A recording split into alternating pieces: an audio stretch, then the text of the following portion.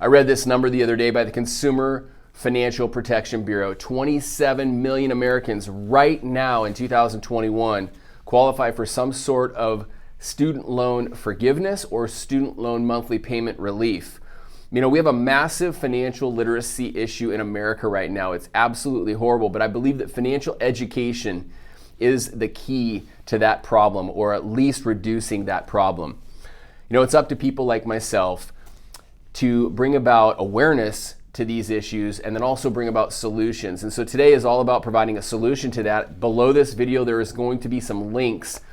If you are bogged down with student loan debt or you know someone, there'll be some links in this video below where you can reach out to get some help there. I'm a mortgage professional. I don't do anything with car loans or student loans or anything like that, but I'd love to connect you with more information to see if you qualify for some of that assistance.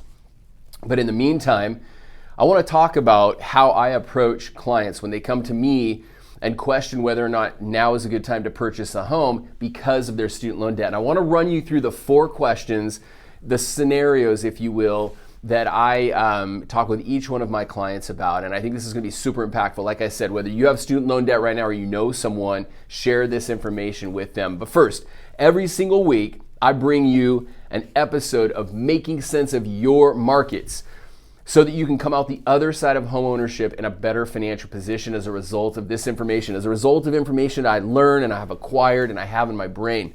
And so today, it's Sunday, November 21st, 2021. Hey, pre-Thanksgiving week, so happy Thanksgiving. And I have a great episode for you. Every week I talk about interest rates. I talk about a value add, like this week it's going to be student loans and how I address student loans with clients. And then I wrap up with, I'm presenting this book. It's a 52-week series on the best-selling self-improvement book, The 7 Habits of Highly Effective People. And this week, we are on week 29. And this week's topic is avoid the scarcity mentality. I'm going to share about 30 seconds, a 30-second tip that I think will add value to your life. So we'll close with that. But for now, interest rates, mortgage interest rates, week over week, up just a little, not a lot. So 30-year fixed rates are trending in the 2.99 to 3.2 range. Still an incredible time to finance real estate, or if you own real estate, have a professional like myself, I'd be honored to do so. Take a look at your mortgage situation to see if there's ways of saving money, repositioning some of your debt right now to save you more money or make you more money. So reach out to me if you have any questions there, or if you're a home buyer, I have a home buyer class coming up in December that I'd love to invite you to. So let's talk about student loans. When a client comes to me and they say, Dan, you know, I don't know if I'm going to buy a house or not, or I don't know if I should invest because I have student loan debt. The 4 questions that I run them through and basically together we bring about awareness. It's not me telling them what to do or what not to do, but by the time you get through these 4 questions, I think we're both on the same page to better understanding your best options. So the first thing that I do is I address how much debt, student loan debt you have. So what is the total balance? Sometimes people have 5, 6, 7 student loans and it adds up to a big lump sum. My general rule of thumb is that if it's greater than $50,000 and you're making less than $100,000 a year, you need to plan for the long term. I'll come back to that in a second. Question number 2 is how long do you have to pay off this debt? What is the amortization period, or how much longer do you have if you keep paying the monthly payments?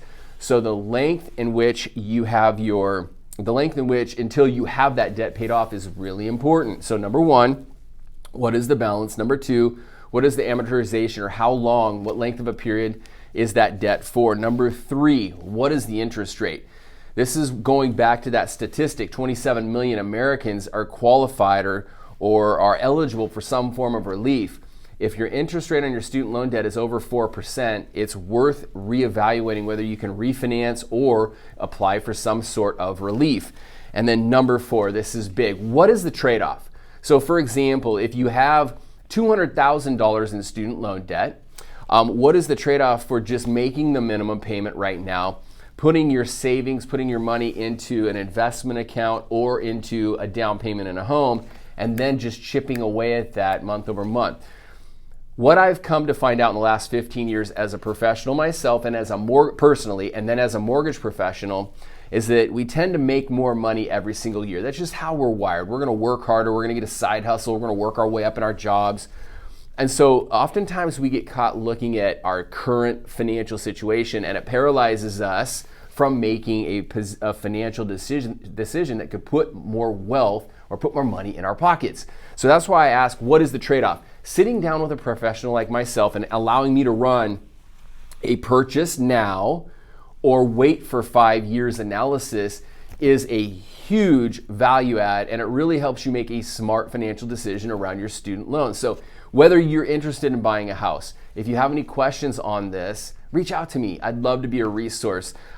This is a problem right now we have in America. 27 million youngsters with student loan debt are suffering, and they qualify for some form of assistance. But even, let's put that off to the side. 27 million Americans in the back of their mind are possibly thinking, I may not buy a home, I may not invest in the stock market because of debt they have. And what I want to do is I want to reframe, maybe rewire your thinking more for the longer term, okay?